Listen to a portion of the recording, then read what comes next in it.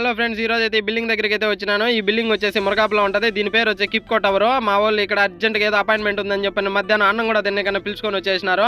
ఇంక చేసేది ఏం లేకంగా వాళ్ళతో పాటు లగెత్తుకుంటూ వచ్చేసినాను. చూడండి ఇది ఎంత పెద్దగా ఉన్నదో.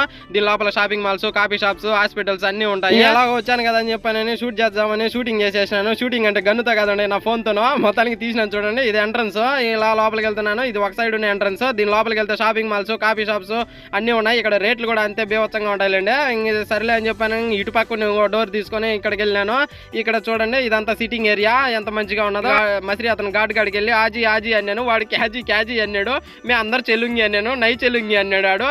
నేను అనుకోని లేచి అన్నాను. లేచి ఏంట్రా, నేను లేచి వచ్చే లోపు నువ్వు ఆడ కూర్చోకంటే నీకు ఉందిరో అన్నాడు. సర్లే ఇంటితో మనకెందుకు అనుకున్నాను. ఈ లోపు మా పిల్లలు ఫోన్ చేసి వాళ్ళ బండి ఎక్కుతానే అన్న జవాన్ అన్నాను. జవాన్ అంటే జవాన్ సినిమా అనుకున్నారా? కాదా, నాకు ఆకలేస్తుందని అర్థం అరబీలో. దానికి మా మేడము బాధతో నాకు బర్గరు తీసి ఇచ్చింది. దైగల్లమ్మ తల్లి ధర్మాత్తురాలనుకున్నా బర్గరు చేతికి ఇచ్చిందాక తెలియదమ్మో తెలియదమ్మో, మహబుల్లాలో నాకు ఇంకో డ్యూటీ ఉన్నదని ఉందని. చేసేదేం లేక వాళ్ళ నదాల్లో దింపేసి భూమి బర్గర్ బండ్లోనే తినేసి మహబుల్లాకు బయలుదేరినాను. నా వీడియోలు మీకు ఏమన్నా నచ్చితే లైక్ సబ్స్క్రైబ్ చేయొచ్చుగా ప్లీజ్.